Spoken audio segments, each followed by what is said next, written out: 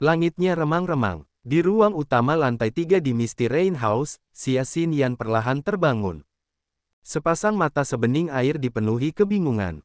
Dia melihat sekeliling ruangan dan akhirnya melihat tempat tidur yang ditutupi selimut merah. Hati Xia Xinyan bergetar. Dia tiba-tiba duduk di karpet, dan menatap tempat tidur dengan panik. Di atas ranjang, dua gadis dari rumah hujan berkabut, Yan Yun dan Rou, telanjang bulat. Seluruh ruangan dipenuhi aroma aneh.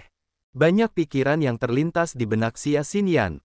Dia buru-buru memeriksa tubuhnya sendiri, dan menyadari bahwa dia masih bersih. Dia akhirnya menghela napas lega.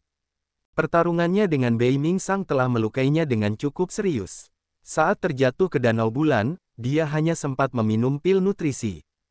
Akibat penyaluran kekuatan obat pil nutrisi yang tidak tepat, dia tiba-tiba pingsan dan jatuh tak sadarkan diri saat berjalan ke tepi sungai. Ingatannya sesaat sebelum dia pingsan perlahan menjadi jelas, dan dia ingat melihat Xian berdiri di tepi danau. Itulah hal terakhir yang dapat diingatnya sebelum dia pingsan. Xia Xinyan merasakan sesuatu di wajahnya. Dia mengulurkan tangan untuk mengambilnya dan menemukan selembar kain yang digunakan Xian untuk menutupi wajahnya yang cantik. Melihat kain lap yang berkeringat dan bau itu, Xia Xinyan mengernyitkan alisnya, dan dia menjadi semakin bingung. Apa yang telah terjadi? Xia Xinyan berdiri, menatap kedua gadis yang sedang tidur di tempat tidur, dan mengerang. Dia kemudian mengeluarkan sapu tangan putih dari lengan bajunya untuk menutupi wajahnya lagi. Akhirnya, dia berjalan ke pintu dan mendorongnya terbuka, sambil berteriak, "Apakah ada orang di sini?" Sebentar lagi, suara nyonya terdengar. Tak lama kemudian, nyonya yang sebelumnya membawa Xian ke ruangan ini pun muncul sambil tersenyum. Begitu sampai di kamar, sang nyonya dengan gugup mengintip ke arah tempat tidur, lalu tiba-tiba berteriak kaget, "Hei, di mana tuan muda itu?" "Tuan muda." Xia Xinyan mengerutkan alisnya, dan cahaya aneh melintas di matanya. "Di mana tempat ini? Siapa yang membawaku ke sini?" "Nona, Anda tidak ingat apapun." Nyonya itu tercengang, wajahnya yang penuh riasan dipenuhi dengan ekspresi aneh. Dia mengamati Xia Xinyan dari ujung kepala sampai ujung kaki, lalu tiba-tiba tertawa, "Nona, tuan muda itu tidak mungkin begitu saja membersihkan pantatnya dan pergi setelah memperkosa Anda." Saya tidak tahu siapa tuan muda itu, sebaiknya Anda tidak mencaci saya." Ekspresi Xia Xinyan membeku, tangan rampingnya memukul meja di ruangan itu.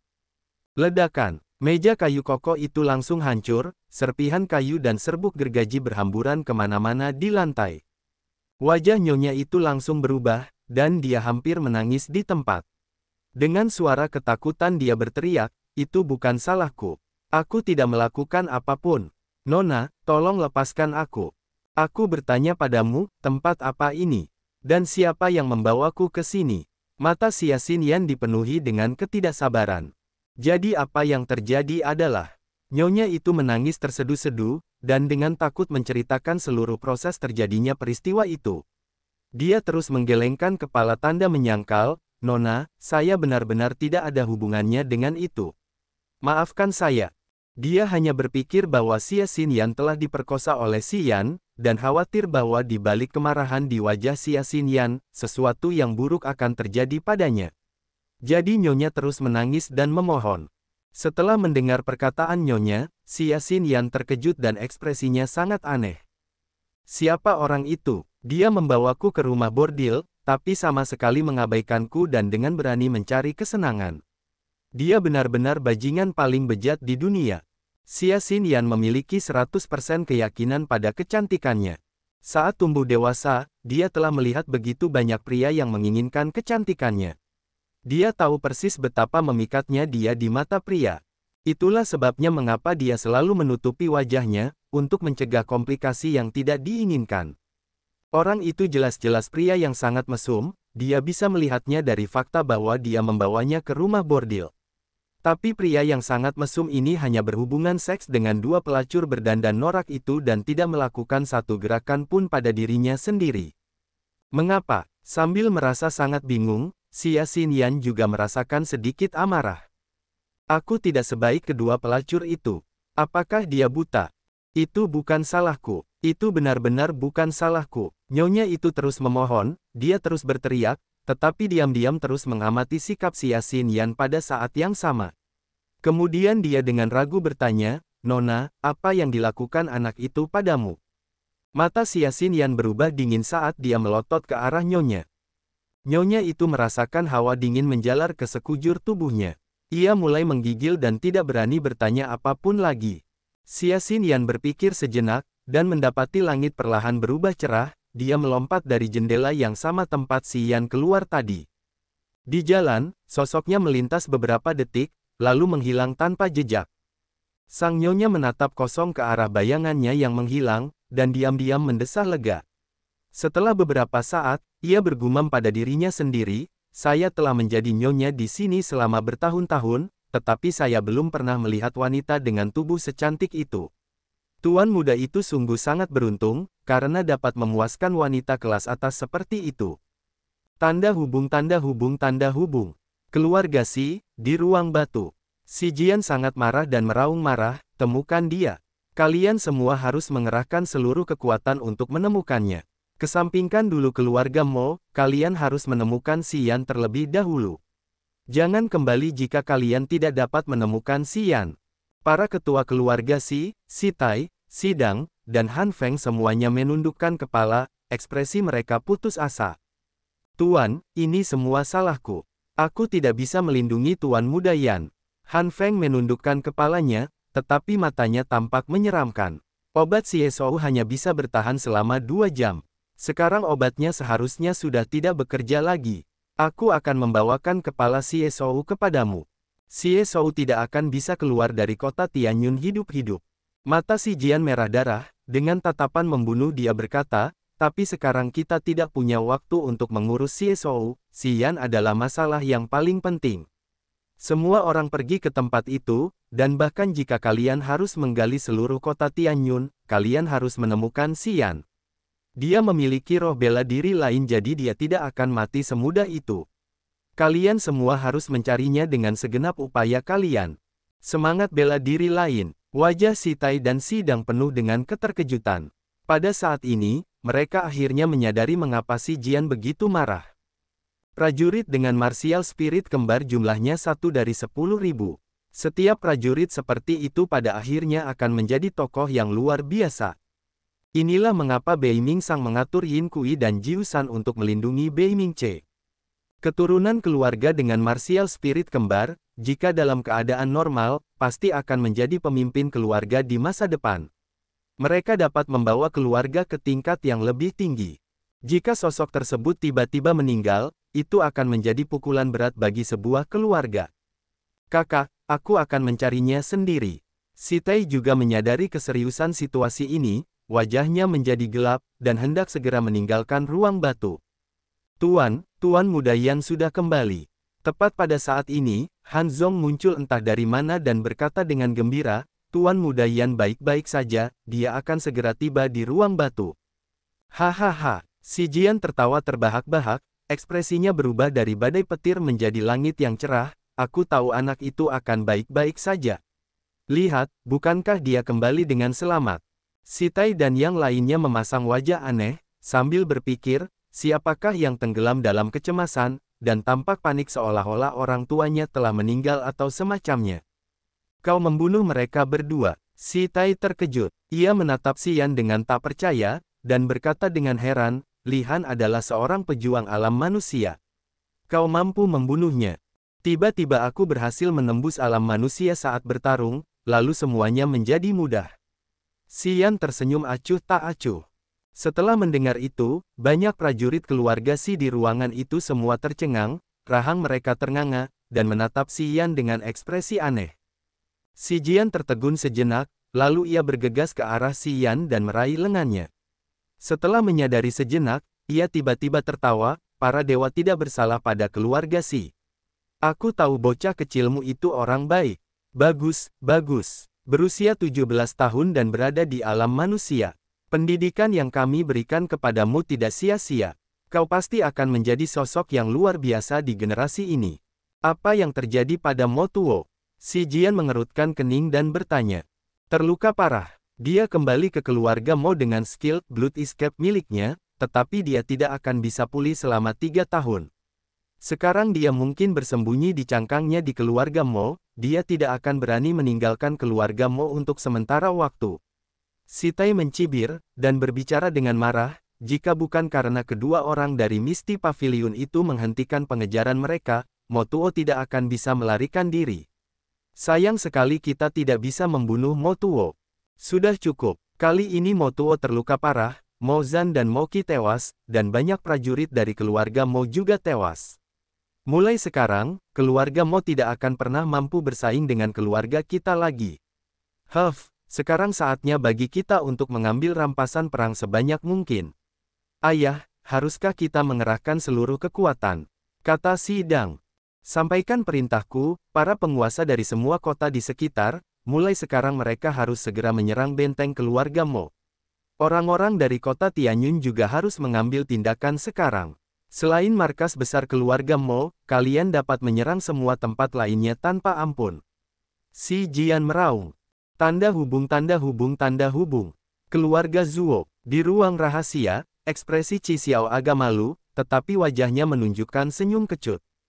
Zuo Su sedang menyeruput tehnya, dan dia juga merasa frustrasi. Dia menghela napas dan berkata, terserahlah, siapa yang tahu kalau gadis itu adalah seorang pejuang alam langit. Sekarang kita harus menggunakan cara lain. Kemampuan tempur gadis itu seharusnya berada di sekitar alam bencana, langit ketiga. Namun, roh bela diri miliknya sangat aneh, seolah-olah dia bisa meminjam kekuatan dari kehidupan masa lalunya, dan untuk sementara melangkah ke alam langit. Sangat menakutkan, roh bela diri ini belum pernah muncul sebelumnya, sepertinya laut tak berujung benar-benar tempat yang luar biasa. Qi Xiao mengerutkan kening, dan mendesah frustrasi, gadis itu bisa langsung meningkatkan kekuatannya ke alam langit, mungkin tidak ada seorang pun di kota Tianyun yang bisa dengan mudah mengambil pecahan peta itu darinya.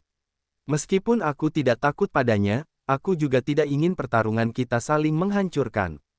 Jika itu masalahnya, identitasku akan terungkap, dan rubah tua Beiming Sang itu pasti akan menyadari sesuatu. Semoga saja Misty Pavilion tidak tahu kalau kita melakukan ini. Kalau tidak, situasinya bisa jadi sangat rumit. Zuo Su mendesah.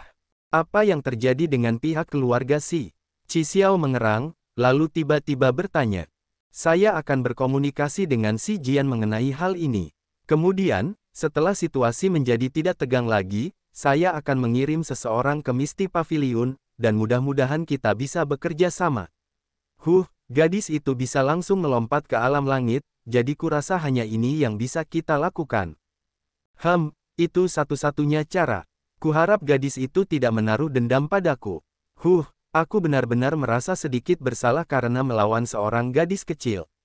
Saat matahari terbit, Xia Xinyan kembali ke Misty Pavilion.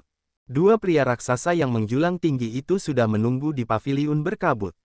Melihat bahwa dia telah kembali, mereka segera bergegas, bertanya dengan mendesak, "Nyonya, apakah Anda terluka?"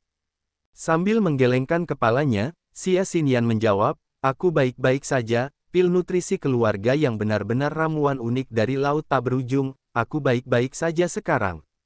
Misty Pavilion meliputi area yang luas, dan terdapat sekitar selusin menara yang berbeda. Meskipun beberapa menara runtuh kali ini, hal itu tetap tidak memengaruhi operasi normal Misty Pavilion. Memasuki menara harta karun tertinggi, Xia Xinyan pergi ke loteng tingkat 9. Crow membungkuk, dan berbicara sambil menggertakkan giginya, beraninya Beiming Sang menyakitimu. Nyonya, apa yang ingin kau lakukan dengan keluarga Beiming selanjutnya? Kita tidak perlu mengurus keluarga Beiming saat ini. Xia Xinyan tampak acuh tak acuh, kali ini aku datang ke sini untuk peta harta karun menuju gerbang surga, keluarga Beiming bukanlah tujuan utamaku. Beiming Sang berada di alam langit, dan aku hanya di alam bencana. Bahkan jika aku menggunakan roh bela diri reinkarnasiku, aku hampir tidak bisa melawannya. Setelah ini, jika Beiming Sang cukup bijaksana, dia tidak akan mengacaukan pavilion berkabut. Jika tidak, maka begitu Raja Sura Xiao Han Yi tiba di sini, aku akan membuat Beiming Sang membayar atas apa yang telah dilakukannya.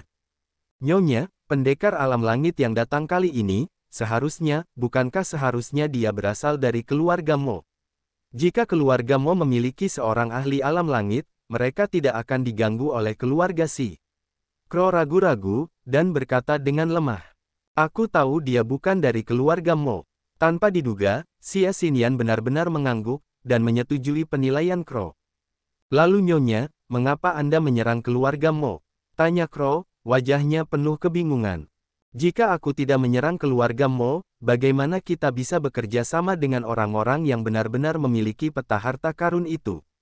Xia Xinyan terkekeh pelan, kita harus memiliki kambing hitam, jika tidak, jika Misty Pavilion tetap diam setelah kejadian sebesar itu, bukankah yang lain akan berpikir bahwa Misty Pavilion mudah diganggu?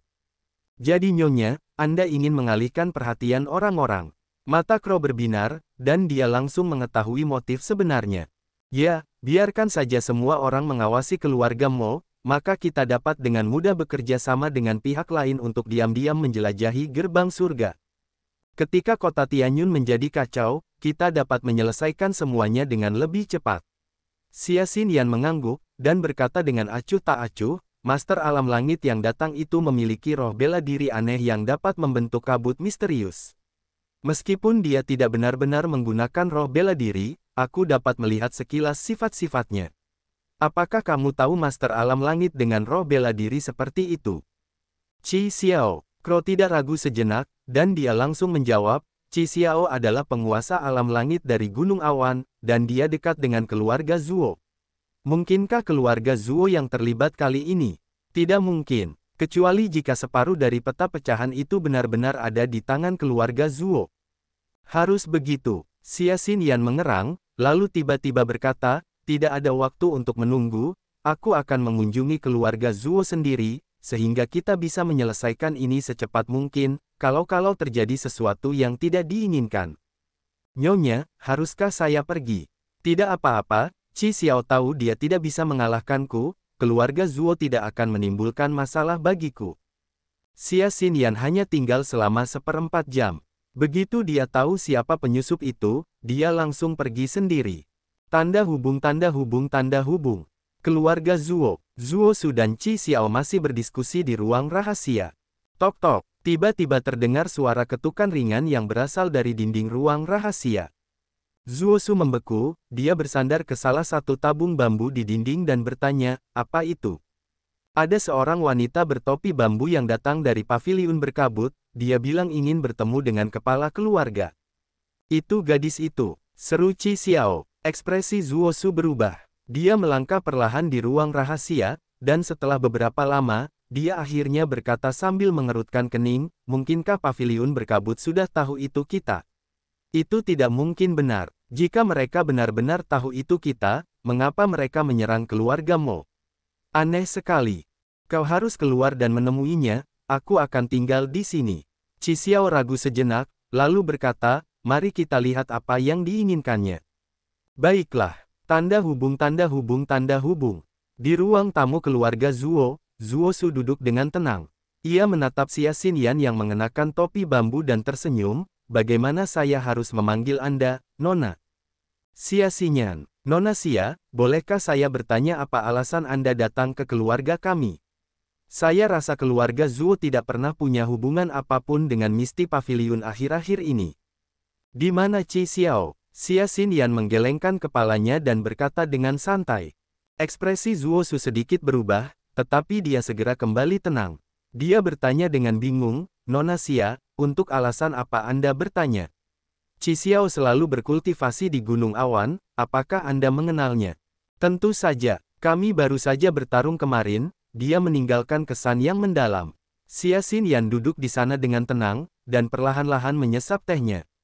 Ekspresi Zuo Su terus berubah, senyumnya agak dipaksakan, Nona Xia, apakah Anda salah?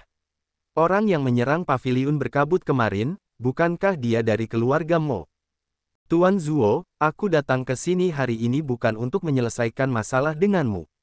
Tatapan mata Xia Xinyan sedikit tidak sabar, sebaliknya, aku datang ke sini dengan tulus untuk memintamu bekerja sama. Kemudian, Xia Xinyan mengeluarkan separuh peta harta karun berwarna kuning tua, dan langsung meletakkannya di atas meja di antara dirinya dan Zuo Su. Dia berbicara dengan ringan, separuh peta harta karun ada di sini. Kepala keluarga Zuo, jika Anda cukup jujur, maka mari kita langsung ke intinya. Kita dapat segera menggabungkan dua bagian peta dan begitu kita tahu di mana gerbang surga berada, kita dapat segera mulai bergerak. Tuan Zuo, jangan buang-buang waktu semua orang. Saat ini, semua orang memperhatikan keluarga Mo. Kita dapat mengambil kesempatan untuk menjelajahi gerbang surga. Bagaimana, Tuan Zuo? Xia Xinyan sedikit agresif. Dia tidak peduli dengan kepala keluarga, Zuo Su. Motifnya jelas, dia datang untuk mengambil separuh peta harta karun lainnya. Zuo Su agak ragu dengan motif Xia Xinyan. Dia tidak tahu apakah Xia Xinyan benar-benar ingin bekerja sama, atau apakah dia hanya mencoba memanfaatkan kata-katanya untuk memancing mereka agar bisa mengambil langkah untuk melawan keluarga Zuo. Namun karena Xia Xinyan memiliki kemampuan sebagai seorang prajurit alam langit, Zuo Su tidak bisa begitu saja berbicara. Pikirannya berkelebat, pikirannya berkecamuk. Tuan Zuo, saya tidak suka berlama-lama, dan saya juga tidak suka mencampuri urusan pribadi saat berurusan dengan bisnis. Qi Xiao cukup bijaksana, dia tahu kapan harus mundur setelah menyadari bahwa saya berada di alam langit. Tidak ada dari kami yang terluka, jadi tidak ada dendam dalam hal ini. Saya datang hanya untuk peta harta karun. Saya tidak punya niat untuk menimbulkan masalah. Apakah itu jelas? Alis cantik Xia Xinyan berkerut, dia menatap Zuo Su dengan dingin, dan menjadi semakin tidak sabar. Ekspresi Zuo Su terus berubah saat dia berpikir cukup lama. Dia samar-samar punya ide bahwa Xia Xinyan tidak datang untuk menginterogasi mereka. Sambil mengerang, dia menggertakkan giginya dan berkata, separuh peta lainnya tidak ada di tanganku. Lalu siapa yang memegangnya? Mata Xia Xinyan berbinar. Ada di Xi Jian. Kalau begitu, aku tidak perlu membicarakan apapun denganmu. Aku akan pergi mencari Xi Jian. Xia Xinyan mengambil setengah bagian peta dari meja. Dia berdiri dan berkata, Tuan Zuo, maaf mengganggumu. Aku akan pergi sekarang. Aku akan pergi bersamamu. Zuo Su langsung berdiri, sambil berpikir, gadis yang sangat materialistis. Sikapmu berubah setelah mendengar aku tidak punya peta. Kau benar-benar pemilik paviliun berkabut, pedagang kota yang biasa. Apakah itu masih ada hubungannya denganmu? Xia Xinyan terkejut. Ekspresi Zuo Su mulai menggelap, dia mendengus, lalu berkata, Xi Jian dan aku bersama-sama dalam hal ini. Keluarga kami juga punya andil dalam penjelajahan gerbang surga. Tidakkah menurutmu itu masih ada hubungannya denganku? Oh, kalau begitu kita bisa pergi bersama. Xia Xinyan berkata dengan santai. Tunggu sebentar, biar aku panggilkan orang lain. Zuo Su memaksakan senyum pada Zuo Si, dan berkata dengan canggung, Qi Xiao juga ikut. Kamu bilang kamu tidak keberatan, kan? Tidak, aku tidak keberatan. Dengan Qi Xiao ikut, semuanya akan lebih aman. Tanda hubung tanda hubung tanda hubung. Keluarga Si, di tingkat ketiga menara batu pribadi Xian. Xian duduk di lantai dengan kaki disilangkan. Ekspresinya serius, dia menahan napas dan berkonsentrasi, dia dapat dengan jelas merasakan energi alami yang tersebar di udara. Menenangkan pikirannya, Xian menutup matanya rapat-rapat dan mulai mengalirkan qi mendalam di tubuhnya. Setelah 7 siklus sirkulasi terus-menerus, ekspresi wajahnya tiba-tiba membeku. Di dalam tubuhnya, qi mendalam yang pekat dan kaya mengalir ke lengan kirinya bagaikan sungai yang mengalir deras menuju tepiannya. Seperti kuda liar yang lepas, qi mendalam menyerbu dengan ganas ke lengan kirinya. Lengan kirinya bergetar pelan, dan jejak keringat menetes di wajahnya. Mengaung, Xian tiba-tiba berteriak. Masa qi mendalam menyerbu dengan ganas ke lengan kirinya, dan dengan gila-gilaan menyembur langsung ke jari manisnya. Bis bis bis. Qi mendalam menjadi seperti aura pedang, tiba-tiba keluar dari jari manisnya. Qi mendalam yang ganas berkobar dengan cahaya putih terang, dan berulang kali menghantam penghalang di cincin pembuluh darah. Ekspresi Xian sungguh mengerikan, wajahnya bersinar dalam cahaya merah aneh, pikirannya sangat terfokus. Pukul, suara renyah tiba-tiba datang dari cincin pembuluh darah. Tiba-tiba cincin pembuluh darah bersinar dengan cahaya merah terang. Cahaya aneh itu seperti matahari yang menyala-nyala, menerangi seluruh lantai 3 menara batu itu. Denyut aneh menyebar kemana-mana dari pusat menara batu. Xian tiba-tiba memasuki ruang aneh. Awan kelabu tak berujung mengambang di langit yang remang-remang bagaikan lautan kosong, luas dan tak berbatas. Itu adalah tempat yang aneh, luasnya tak terkira. Di ruang ini, raksasa yang tampak mengerikan berdiri dengan kaki menapak di tanah dan kepalanya menjulur ke langit. Tingginya ribuan mil dan tampaknya telah berdiri di sana selama ribuan miliar tahun. Aura kuno tiba-tiba meledak keluar dari raksasa yang sangat besar ini. Seketika, nyala api terang yang tak terhitung jumlahnya meledak dari meridian di seluruh tubuhnya. Meridiannya bagaikan bintang-bintang di langit yang bergerak dalam orbitnya masing-masing. Setiap meridian memiliki kekuatan untuk menghancurkan dunia, dan setiap meridian merupakan dunia kecil itu sendiri, tempat terdengarnya teriakan dari segala macam makhluk. Di ruang tak terbatas itu, ada tumpukan demi tumpukan tulang dan tanah menjadi merah karena banyaknya darah. Beberapa tumpukan tulang setinggi gunung, tidak seorang pun tahu dari mana asalnya. Melihat tumpukan tulang-tulang itu, banyak di antaranya merupakan makhluk-makhluk aneh. Beberapa tampak memiliki 3 kepala dan 6 lengan, beberapa tampak seperti naga dewa, beberapa memiliki 3 rongga mata, beberapa tampak seperti hewan laut, dan seterusnya. Mereka semua bersujud di tanah, seolah sedang membungkuk ke arah raksasa itu, menyembahnya seolah-olah dialah satu-satunya Tuhan yang benar. Tiba-tiba, cahaya aneh melintas di mata dewa kuno yang mengerikan itu. Pupil mata kanannya bersinar terang bagaikan matahari, seakan membawa cahaya dan kehidupan bagi setiap makhluk, memberi harapan pada dunia ini. Sebaliknya, pupil kirinya gelap gulita seperti lubang hitam, berisi kegelapan tak berujung yang melambangkan tindakan negatif seperti melukai, membunuh, kematian, kegilaan, dan kebencian. Dari pupil kirinya, orang bisa melihat sisi tergelap umat manusia.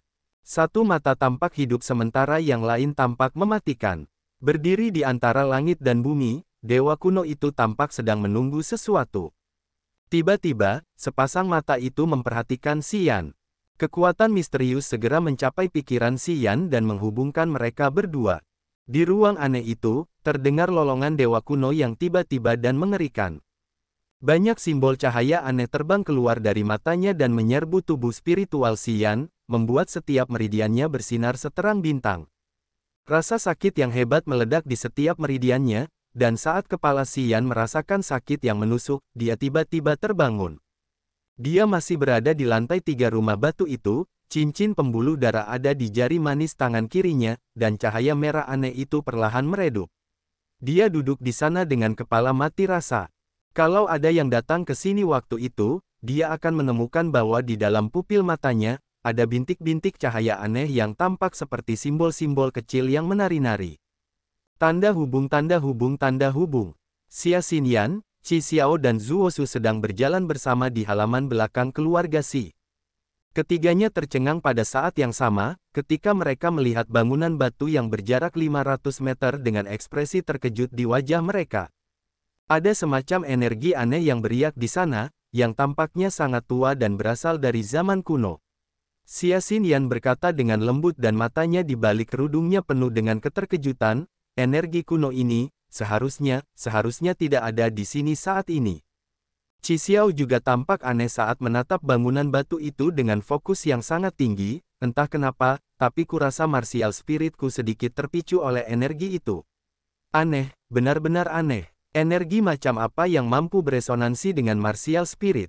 Xia Xinyan menggelengkan kepalanya, berpikir sejenak dan bertanya, kepala keluarga Zhuo, si Jian tinggal di gedung batu itu, kan? Yah, sepertinya aku meremehkannya. Dia tidak bisa dipercaya. Tidak, sama sekali tidak. Zhuo Shu tidak dapat menahan diri untuk menggelengkan kepalanya, dan berkata dengan nada aneh, bangunan batu itu sekarang digunakan oleh cucu si Jian, Xian. Dia suka mempelajari peninggalan kuno. Dia adalah anak yang luar biasa. Xian. Xia Xinyan mengulang nama itu dalam benaknya diam-diam dengan sedikit keheranan melintas di matanya, dan dia mengangguk, ayo kita kunjungi kepala keluarga. Oke, tanda hubung, tanda hubung, tanda hubung. Di dalam ruang rahasia, si Jian dan si Tai, yang sedang sibuk berdiskusi tentang cara menghadapi keluarga Mo, menyadari adanya fluktuasi energi yang aneh. Wajah si Jian sedikit berubah, saat dia berteriak keheranan, energi aneh itu berasal dari gedung Xian. Kegaduhan dari bangunan batu Xian dirasakan oleh semua prajurit yang berada di alam tinggi. Setelah berteriak seram, Si Jian mendorong pintu batu ruang rahasia itu dan bergegas keluar. Si Tai mengejarnya dengan tergesa-gesa. Mereka keluar dari ruang rahasia dan berlari langsung menuju bangunan batu Xian. Namun, sebelum mereka sampai di bangunan batu Xian, mereka melihat Zuo Su, Qi Xiao dan Xia Xinyan. Si Jian sedikit terkejut karena ekspresinya agak tidak biasa. Dia berhenti sebentar dan bertanya dari jauh, "Saudara Zuo, mengapa begitu pagi?" Dia langsung mengenali Xia Xinyan dan merasa sedikit gugup. Seperti Zuo Su, dia merasa bersalah, menduga Xia Xinyan datang untuk melakukan ekspedisi hukuman terhadapnya. "Saudaraku, mari kita cari tempat yang tenang dan berbicara." Zuo Su tersenyum pahit, lalu menunjuk Xia Xinyan untuk memperkenalkan, "Ini adalah master tersembunyi dari Misty Pavilion, Nona Xia Xinyan. Dia punya sesuatu yang penting untuk didiskusikan denganmu." Si Jian sedikit terkejut. Setelah ragu sejenak, dia mengurungkan niatnya untuk mengunjungi Xian di rumah batunya dan mengangguk, "Ikuti aku." Tak lama kemudian, Si Jian dan Si Tai menunjukkan ruang batu kepada ketiga tamu tersebut. Setelah duduk di ruang batu, Zuo Su terbatuk, dan menumpahkan maksud Xia Xinyan. "Kerja sama." Si Jian merasa lega. Setelah berpikir sebentar, dia mengangguk sambil tersenyum, "Itu sangat disambut baik. Posisi gerbang surga hanya akan ditunjukkan oleh peta lengkap, dan kami, keluarga Xi, tidak pernah bermaksud mengambil semuanya. Nona Xia, Anda sangat murah hati. Wanita yang hebat." Xinyan langsung mengeluarkan setengah peta itu dan menyebarkannya di tanah batu, lalu berkata dengan lembut, "Kepala keluarga Xi, keluarkan setengah petamu." Si Jian menatap Zuo Su. Setelah Zuo Su mengangguk, dia mengeluarkan separuh peta lainnya dan meletakkannya di tanah agar sesuai dengan separuh peta pertama. Sekelompok lampu kuning tiba-tiba menyala saat dua bagian itu menyatu. Cahaya kuning itu tampaknya memiliki daya rekat, karena menghubungkan dua bagian menjadi peta yang sangat lengkap. Cahaya kuning terang bersinar dari peta harta karun yang lengkap. Pada peta kuning itu, garis-garisnya berkelok-kelok dan berubah seperti cacing tanah yang hidup, pola di atasnya bergeser sepenuhnya. Perlahan-lahan menjadi jelas. Tak lama kemudian, terbentuklah gambaran lembah yang jelas. Yin-Qi yang aneh menyelimuti lembah itu, dan di sana terdapat banyak rawa-rawa hijau, bahkan gelembung-gelembung di dalamnya dapat terlihat dengan jelas. Si Jian, Si Tai, Zuo Su dan Qi Xiao semuanya terkejut. Hanya Xia Xinyan yang tampak tenang, dan berkata dengan wajar, "Teman-teman, aku tidak begitu mengenal daerah ini. Meskipun petanya jelas, aku tidak tahu tempat mana yang dimaksud. Apakah kalian punya ide?" Rawa mati, lembah Yin. Ekspresi Qi Xiao berubah dengan cepat. Setelah beberapa lama, dia mengumumkan dengan tegas, "Itu dia. Itu benar-benar lembah Yin, yang merupakan bagian paling misterius dari rawa mati, tempat Qi Yin paling padat dan banyak harta Yin dihasilkan." "Bagus, kalau kamu yakin." Xia Xinyan mengangguk, "Kalau sudah yakin, kita bisa mulai bersiap untuk pergi ke lembah Yin. Jangan ditunda. Aku akan mengaturnya kembali di paviliun berkabut dan segera berangkat." "Bukankah lembah Yin adalah rumah bagi ular langit berkepala 9? Zuo Su menarik napas dalam-dalam dan bertanya pada Qi Xiao di sampingnya. Ekspresi Si Jian berubah. Qi Xiao mengangguk pelan, "Ya, ular langit berkepala 9 tinggal di lembah Yin. Sepertinya perjalanan ini tidak akan berjalan dengan damai." Ular langit berkepala 9. Xia Xinyan cukup tenang, "Dari apa yang terdengar, apakah itu binatang iblis tingkat tinggi?" "Binatang iblis level 7, kata Qi Xiao. Xia Xinyan mengerutkan kening dan mengangguk, "Yah, mungkin sulit. Tapi bagaimanapun, binatang iblis level 7 setara dengan prajurit alam langit. Kita bisa mengalahkannya bersama." Ular langit berkepala 9 adalah binatang iblis level 7. Namun, ia adalah yang terkuat di antara semua binatang iblis level 7. Ia memiliki 9 kepala yang semuanya dapat berpikir secara terpisah, dan ia sangat agresif. Aku lebih suka bertarung dengan 3 binatang iblis level 7 biasa daripada dia. Aku akan kembali ke Gunung Berawan terlebih dahulu dan mengambil beberapa senjata untuk berjaga-jaga jika terjadi sesuatu yang tidak biasa. Qi Xiao mendesah. "Simpan peta harta karun itu bersamamu. Mari kita bertemu di pintu masuk rawa mati sebulan lagi.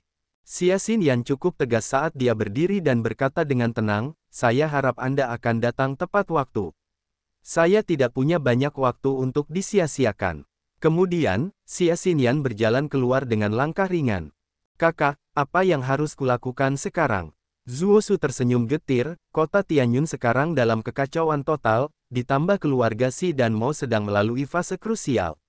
Apakah kau masih akan meluangkan waktu untuk menangani ini?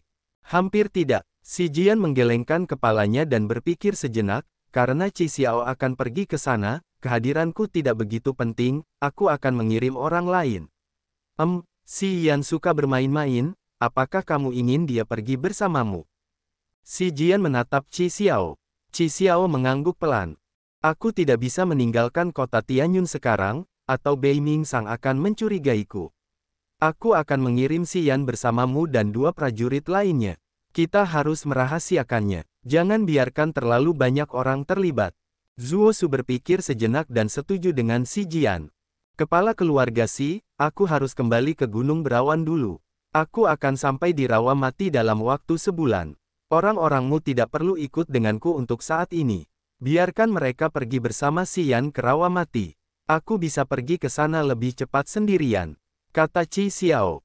Baiklah, aku akan mengirim Han Feng untuk mengikuti bajingan itu Xi Yan dan Zuo Xi saat mereka meninggalkan kota Tianyun secara diam-diam. Sebulan, itu tidak masalah. Xi Jian mengangguk dan menyerahkan peta harta karun itu kepada Qi Xiao dan berkata dengan sungguh-sungguh, Qi Xiao, tolong bantu aku untuk menjaga Xi Yan. Aku ingin dia aman. Jangan khawatir. Qi Xiao tidak menolak, dan menyimpan peta harta karun itu dengan sendirinya. Tanda hubung tanda hubung tanda hubung. Di lantai 3 bangunan batu itu, cincin pembuluh darah di jari manisnya telah kembali normal, tetapi Xi Yan masih terduduk dalam keadaan linglung, kilatan tiba-tiba melintas di matanya. Lama kemudian, Xi Yan perlahan-lahan kembali sadar dan matanya berbinar. Dia menundukkan kepalanya dan bergumam, warisan iblis perang, segel kehidupan dan kematian. Keterampilan bela diri yang mengoperasikan roh bela diri misteriusku. Terlalu ajaib. Di menara batu, ekspresi Xi Yan penuh dengan keterkejutan. Pikirannya tergerak, dan dia terus menuangkan semua ki mendalamnya ke dalam cincin pembuluh darah. Namun, beberapa saat kemudian dia menemukan penghalang baru di dalam cincin itu. Dia merasa tidak enak badan sejenak, dan akhirnya sampai pada kesimpulan bahwa cincin pembuluh darah itu benar-benar harta karun yang aneh. Di dalamnya terdapat lapisan demi lapisan penghalang, dan di balik setiap penghalang itu terdapat hal-hal baru yang dapat ditemukan. Pertama kali dia memukul cincin pembuluh darah, dia memperoleh metode kultivasi untuk rampage. Kali ini, dia memperoleh segel kehidupan dan kematian. Cincin pembuluh darah bagaikan mentor yang sabar, yang akan memasang penghalang di setiap tahap khusus, dan kamu hanya bisa mengintip rahasianya jika kamu dapat menghancurkan penghalang itu. Segel kehidupan dan kematian kuno yang rumit itu tercetak jelas di dalam benaknya. Sama seperti skill rampage, begitu dia fokus pada segel kehidupan dan kematian, ingatan itu akan muncul di benaknya. Xi Yan tidak bisa langsung dan sepenuhnya memahami ilmu segel kehidupan dan kematian. Namun hanya dengan sekilas pandang, dia bisa memahami bahwa segel kehidupan dan kematian adalah sebuah keterampilan bela diri luar biasa yang dapat memanfaatkan roh bela diri misteriusnya. Dengan menggunakan metode sirkulasi segel kehidupan dan kematian, ia mampu menggerakkan energi negatif di semua meridiannya. Energi negatif tersebut akan mengalir ke lengan kirinya dalam pola khusus, membentuk segel kematian dengan karakteristik yang sangat negatif. Segel kehidupan dan kematian juga memiliki metode rahasia untuk mengaduk ki mendalam di seluruh tubuh, membuatnya mengalir ke lengan kanan, dan membentuk hal luar biasa lain yang disebut segel kehidupan. Tangan kiri adalah segel kematian, dan tangan kanan adalah segel kehidupan. Saat menggunakan skill ini dalam pertempuran, kedua segel dapat digabungkan menjadi satu, membentuk segel kehidupan dan kematian yang sebenarnya. Kekuatan segel kehidupan dan kematian bergantung pada kepadatan energi negatif dalam tubuh dan jumlah ki mendalam. Kekuatan terkuatnya akan dilepaskan saat membentuk total 49 segel. 7 segel akan ditandai sebagai langit pertama. Seiring dengan kemajuan wilayah dan keterampilan bela diri seorang prajurit, jumlah segel yang terbentuk akan meningkat saat menggunakan segel kehidupan dan kematian. Setiap kali satu segel menerobos ke langit lain, jumlah dan ukuran segel yang terbentuk akan berlipat ganda. Menurut mnemonik segel kehidupan dan kematian, begitu Anda mencapai langit ketujuh, 49 segel akan langsung terbentuk dan melepaskan kekuatan penghancur bumi. Dan jika ke-49 segel ini disatukan, akan memancarkan kekuatan yang tak terkalahkan, yang dengan mudah dapat menghancurkan gunung tertinggi. Namun, mnemonik pada segel kehidupan dan kematian cukup sulit dipahami, dan butuh waktu cukup lama untuk dicerna sepenuhnya. Sebelum dia bisa sepenuhnya memahami makna mendalam dari teks kuno tersebut, Xian tidak berani gegabah mengolah segel kehidupan dan kematian. Dia tahu dari mempelajari Rampage bahwa setiap keterampilan bela diri rahasia yang berasal dari cincin pembuluh darah tidak boleh diremehkan. Setelah berpikir sejenak, Xian memutuskan untuk menghabiskan waktunya mencoba memahami mnemonik tentang segel. Xian perlahan berdiri. Ia mengerutkan kening dan berjalan ke jendela, menatap danau buatan milik keluarga Xi. Sosok rupawan tiba-tiba muncul dalam pandangannya. Cahaya aneh melintas di mata Xian. Ada keterkejutan di wajahnya, dan dia bergumam pelan, mengapa dia datang ke keluarga Xi. Jauh di tepi danau, Xia Xinyan mengenakan cadar di wajahnya, tampak sangat cantik. Dia dituntun oleh Han Feng ke pintu belakang ruang rahasia keluarga Xi. Xian memiliki kesan yang kuat terhadap Xia Xinyan, wanita misterius itu. Hanya dengan memandang dari jauh, dia langsung mengenalinya, dan diam-diam dia terkejut. Dipimpin oleh Han Feng, Xia Xinyan segera pergi ke taman di belakang danau, dan menghilang ke dalam ruang rahasia. Segera, Qi Xiao dan Zuo Su juga diam-diam mengikuti, dan menghilang melalui pintu yang sama ke ruang rahasia keluarga Xi. Setelah beberapa saat, Xi Jian akhirnya keluar dari ruang batu. Matanya melirik menara batu milik Xian, dan segera mulai berjalan ke arahnya. Pikiran Xian berkelebat. Dia menutup jendela tanpa suara, dan duduk dengan tenang di lantai 3 menara batu, seolah-olah dia telah tenggelam dalam kultivasinya. Nah, apa itu tadi? Xi Jian dengan cepat muncul di lantai 3 menara Xian. Begitu dia masuk, dia langsung melotot ke arah Xian dan bertanya. Apa itu? Xi Jian membuka matanya, tampak bingung. Setengah jam yang lalu, ada fluktuasi aneh yang datang dari tempat ini. Apakah kau yang menyebabkannya? Bocah cilik itu sebaiknya menjelaskannya padaku. Entahlah, aku hanya berkultivasi dengan tenang. Kau tahu, aku baru saja mencapai alam manusia, dan aku masih mencoba untuk membiasakan diri dengan pola sirkulasi energi alami. Mungkin aku hanya tidak sengaja menyesuaikan diri dengan pola alami, dan menyebabkan resonansi energi alami. Xian tersenyum, penuh omong kosong. Xi Jian mengerutkan kening, menatap Xian sejenak, lalu akhirnya mencibir, dasar bocah nakal, menyembunyikan banyak rahasia ya, Huff. Aku tidak peduli, jangan bertindak terlalu gegabah dan merugikan dirimu sendiri. Sebagai kepala keluarga, Xi Jian langsung tahu bahwa dia tidak mengatakan yang sebenarnya. Namun, Xi Jian tidak ingin ikut campur dalam segala hal. Melihat bahwa Xian baik-baik saja, Xi Jian membiarkannya terus bicara omong kosong. Setelah merenung sejenak, Xi Jian memberitahunya tentang masalah yang dibicarakan Xia Xinyan, Zuo Su, dan Qi Xiao. Kemudian dia akhirnya berkata, kali ini, aku akan membiarkanmu, Han Feng, dan Kulong pergi bersama. Kami hanya menyelidiki lokasi gerbang surga kali ini, untuk memahami situasinya. Kau hanya perlu mengikuti dan mendapatkan sedikit pengalaman. Ingat, jangan bertindak gegabah. Jika terjadi sesuatu, biarkan Qi Xiao dan gadis Xia itu yang menanganinya. Keduanya memiliki kemampuan bertarung alam langit, bahkan jika mereka tidak dapat melawan ular langit berkepala 9, setidaknya mereka dapat menjaga kalian tetap aman. Xian terkejut. Dia tidak menyangka Xia Xinyan begitu murah hati. Dia tidak hanya tidak menyalahkan Qi Xiao atas serangan diam-diam itu, dia juga menginjak-injak keluarga Mo untuk mengalihkan perhatian semua orang. Pada akhirnya, dia memaafkan apa yang telah terjadi dan mengambil inisiatif untuk mengulurkan tangannya. Wanita ini sungguh hebat. Mata Xian berbinar, diam-diam terkejut. Dia mengerutkan kening, berpikir sejenak, dan berkata, jangan khawatir, aku juga sangat peduli dengan hidupku, aku tidak ingin kehilangannya. Peranku hanya untuk mengisi tempat dalam eksplorasi gerbang surga, aku tidak akan mempertaruhkan nyawaku untuk ini. Oke, persiapkan dirimu. Malam ini tengah malam, kau, Han Feng, dan Kulong akan berangkat diam-diam, dan bertemu dengan Zuoxi di pintu masuk utara kota Tianyun. Ingat, kau harus berhati-hati.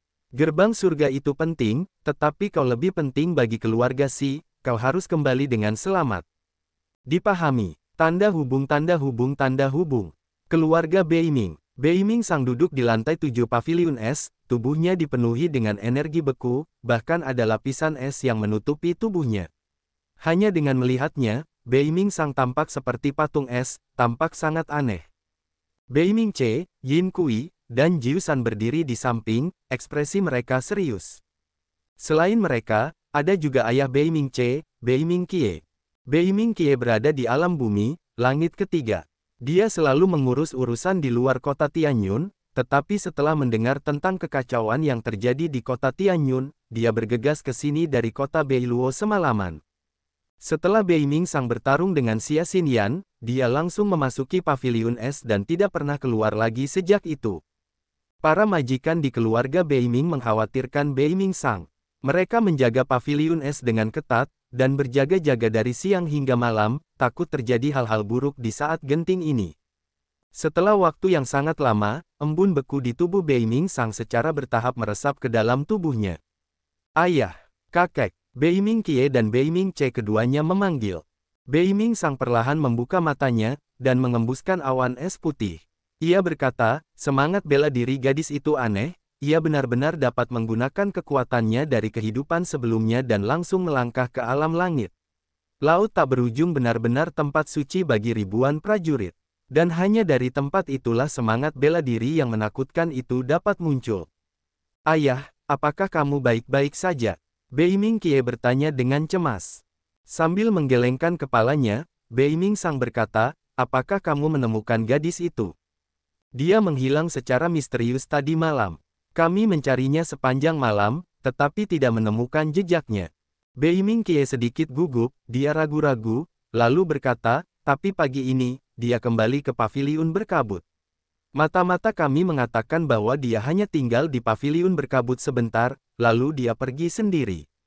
Kami tidak tahu kemana dia pergi. Tadi malam lukanya lebih parah daripada lukaku. Kami tidak dapat menemukannya tadi malam, dan sekarang kami telah kehilangan kesempatan terbaik. Beiming sang menghela napas, lalu berkata, dia berani muncul pagi ini, itu berarti lukanya sudah hampir pulih.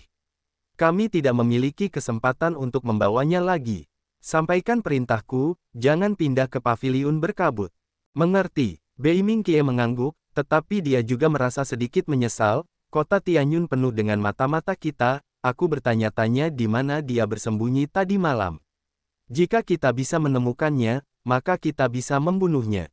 Kita kehilangan kesempatan, jadi kita tidak bisa berbuat apa-apa, tidak semuanya akan berjalan sesuai keinginan kita. Beiming sang melupakan masalah itu, dia merenung, lalu berkata, awasi keempat gerbang kota. Lepaskan semua elang awan dalam keluarga, jika ada tokoh penting dari 4 keluarga lainnya yang masuk atau keluar kota, segera beritahu aku. Ayah, maksudmu? Ding Yan pasti sudah mati. Pasti ada yang mendapatkan separuh peta yang terfragmentasi itu, atau tidak ada alasan bagi seseorang untuk tidak sabar merebut separuh peta yang terfragmentasi itu dari Misty Pavilion. Beiming sang mencibir, dan berkata, kali ini keluarga Mo kalah telak. Jika mereka memiliki seorang ahli alam langit untuk mendukung mereka, dengan temperamen Mo Tuo, dia tidak akan membiarkan ini berlalu begitu saja. Kita hanya perlu menunggu 2 hari, jika keluarga Mo tidak melakukan tindakan besar dalam 2 hari, kita dapat menyingkirkan mereka dari kemungkinan. Siapakah orangnya? Keluarga manapun yang tidak dapat menahannya lagi, akan meninggalkan kota itu terlebih dahulu. Beiming sang mengerutkan kening, dan berkata, gadis itu meninggalkan paviliun berkabut pagi-pagi sekali, dia pasti sudah menemukan sesuatu. Mungkin kedua bagian peta itu sudah disatukan sekarang. Awasi juga paviliun berkabut, kita bisa mengabaikan pertarungan antara keluarga Mo dan Xi untuk saat ini. Sebarkan semua mata-mata kita, Dalam 3 hari, jika ada keturunan langsung dari ketiga keluarga itu yang meninggalkan kota, aku harus segera menerima beritanya. Dipahami. Malam itu, di gerbang utara kota Tianyun, Xian, Han Feng dan Kulong diam-diam meninggalkan kota melalui gerbang. Sebuah kereta kuda 4 ekor sedang menunggu di makam-makam kosong di luar gerbang utara. Seorang lelaki tua berdiri di samping kereta itu dan menatap langit berbintang dengan linglung. Bisikan-bisikan terdengar dari kereta. Kereta itu dikelilingi oleh banyak makam yang tinggi dan rendah, dan api liar hijau di samping mereka mengeluarkan suasana yang sangat suram di malam yang gelap. Itu milik keluarga Zuo. Kulong sampai ke salah satu gundukan kuburan yang tidak diberi tanda dan berkomentar setelah melihatnya dari jauh. Xian mengangguk dan berkata dengan acuh tak acuh, sepertinya kita memang terlambat. Orang tua itu mendengar pembicaraan mereka, dan saat dia mengalihkan pandangannya dan melihat ke arah mereka, dia mengangkat cambuk di tangannya. Menerima sinyalnya, ketiganya termasuk Xian berjalan mendekat. Nona, orang-orang dari keluarga Si telah tiba. Orang tua itu melapor ke kereta itu dengan suara rendah yang hati-hati. Sudah waktunya mereka sampai di sini. Suara Zuo Si datang dari kereta. Seorang wanita anggun dan anggun keluar dari kereta dengan tenang, melirik Xian, dan berkata kepada Zuo Si sambil tersenyum lebar, anak itu ada di sini. Bibi Lian, teriak Zuo Si dengan suara lembut dan marah, sudah kubilang, tidak ada apa-apa di antara kita. Tolong berhenti menggodaku. Hehe, oke. Wanita itu terkekeh, dan melambaikan tangan pada Xian yang berdiri di samping kereta. Saat Xian mendekat, dia berkata, Tuan Muda Yan, kalian bertiga tidak naik kereta. Itu akan diatur untuk kita saat kita sampai di kota Suelai di utara. Xian tampak acuh tak acuh. Dia melirik wanita itu dan memujinya diam-diam, lalu berjalan ke kereta dengan langkah santai dan memasukkan sebuah paket besar ke dalamnya. Xiao Si, ini adalah baju zirah penyu naga milikmu. Kakekku memintaku untuk mengembalikannya kepadamu. Baiklah, Zuo Si menjawab dan berbisik, dasar orang yang tidak tahu terima kasih. Kau telah menyia-nyiakan niat baik kami. Xian menarik senyumnya, kau pernah mengatakan kepadaku bahwa siapapun yang menggunakan armor penyu naga adalah seekor penyu. Aku tidak ingin menjadi penyu. Haha, duduk di kereta, Zuo Si tak dapat menahan tawa, kalian benar-benar punya ingatan yang bagus ya.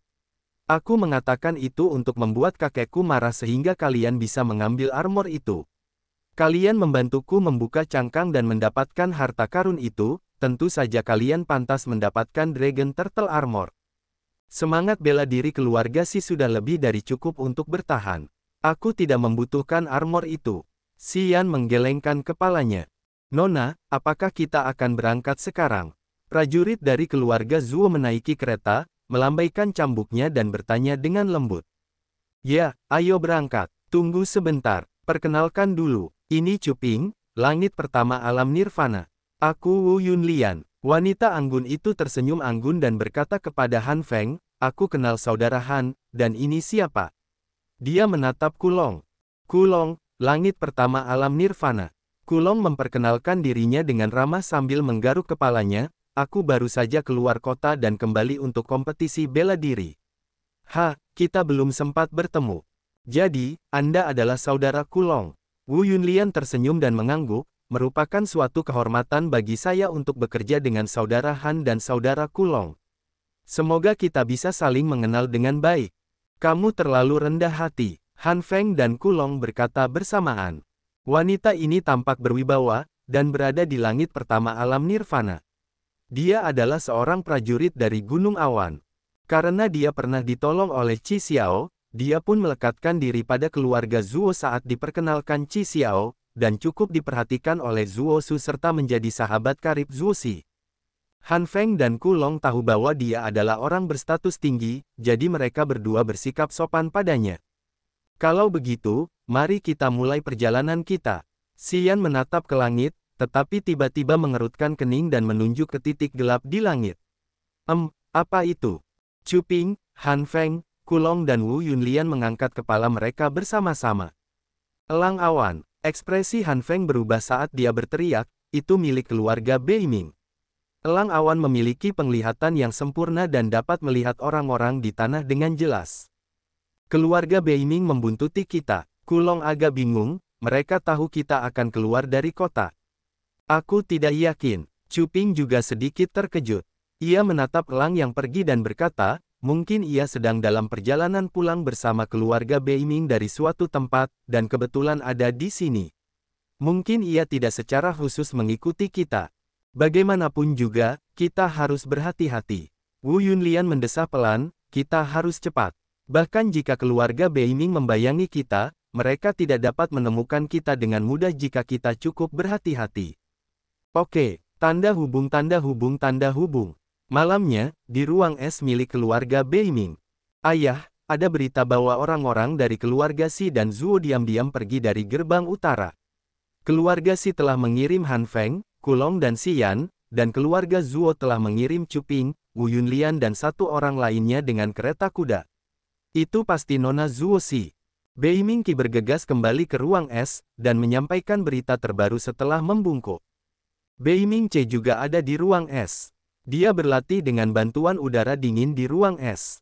Mendengar berita itu, dia membuka matanya dan berteriak, itu keluarga Si dan keluarga Zuo.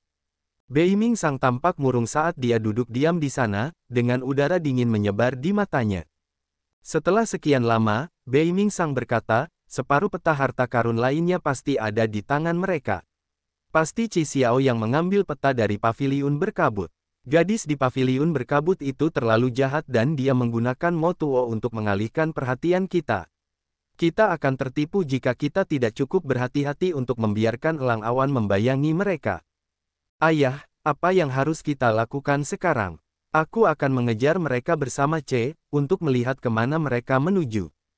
Apa dia juga ikut? Kota Tianyun akhir-akhir ini tidak tenang. Aku akan membawa Yin Kui dan Jiu San bersamaku kali ini.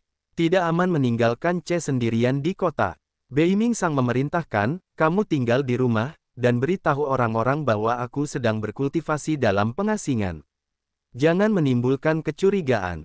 Mengerti, kakek, keluarga Zuo dan Si pasti telah mencapai kesepakatan tertentu dengan paviliun berkabut.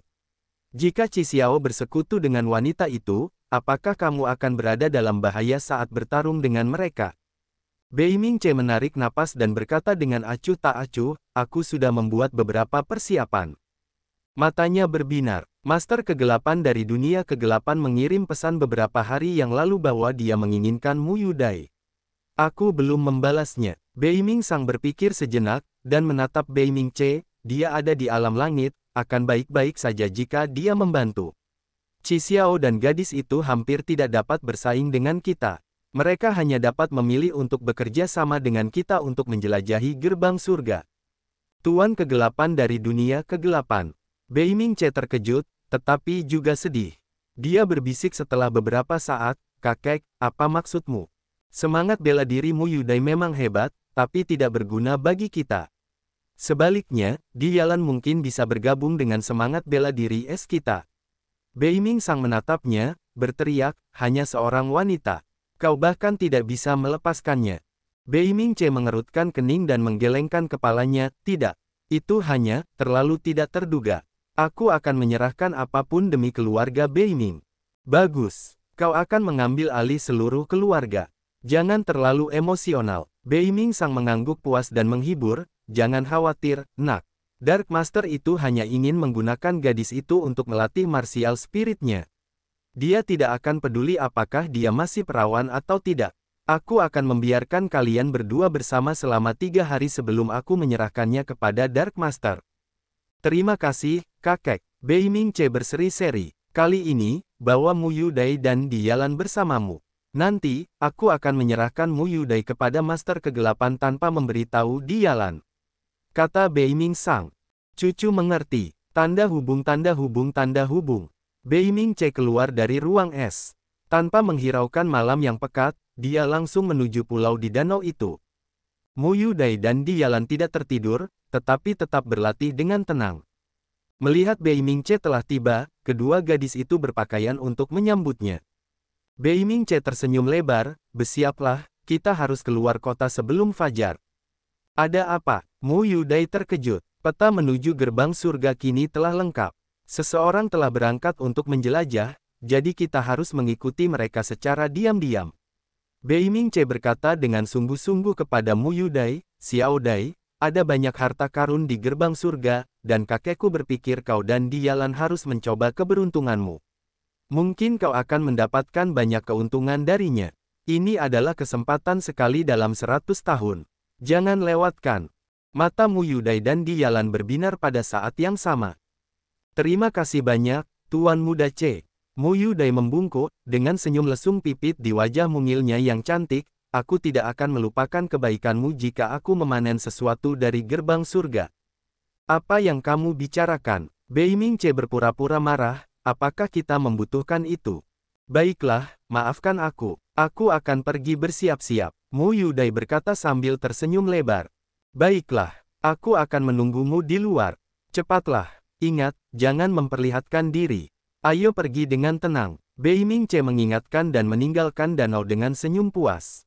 Xiao Dai, tiba-tiba aku teringat bahwa wajah Dialan meredup, peta harta karunnya sudah lengkap, yang berarti Dingyan ditemukan oleh mereka. Berdasarkan cara mereka bertindak, aku khawatir dia sudah. Mendengar itu, Mu Yudai pun menyadarinya. Raut wajahnya berubah sedih. Namun, dia merasa sangat lega ketika mengetahui bahwa dia mungkin mendapatkan banyak harta di gerbang surga. Jangan khawatir, dia akan baik-baik saja. Mereka hanya menginginkan peta itu, bukan nyawanya. Saudari Lan, kita harus memanfaatkan kesempatan ini. Mungkin kita bisa mendapatkan keberuntungan darinya dan membalas dendam. Mu Yudai berkata dengan ambisius, mengepalkan tinjunya. Kuharap dia baik-baik saja. Dialan mendesah dengan kepasrahan yang mendalam. Jangan pikirkan dia lagi. Kita harus punya rencana yang matang untuk memanfaatkannya sebaik-baiknya. Mu Yudai sangat bersemangat. Dia sudah membayangkan dunia kegelapan akan dihancurkannya dalam waktu dekat, saat musuh-musuhnya tumbang, berlumuran darah. Dia agak sangat puas setiap kali dia muncul dengan adegan itu, dia benar-benar mabuk oleh kebencian.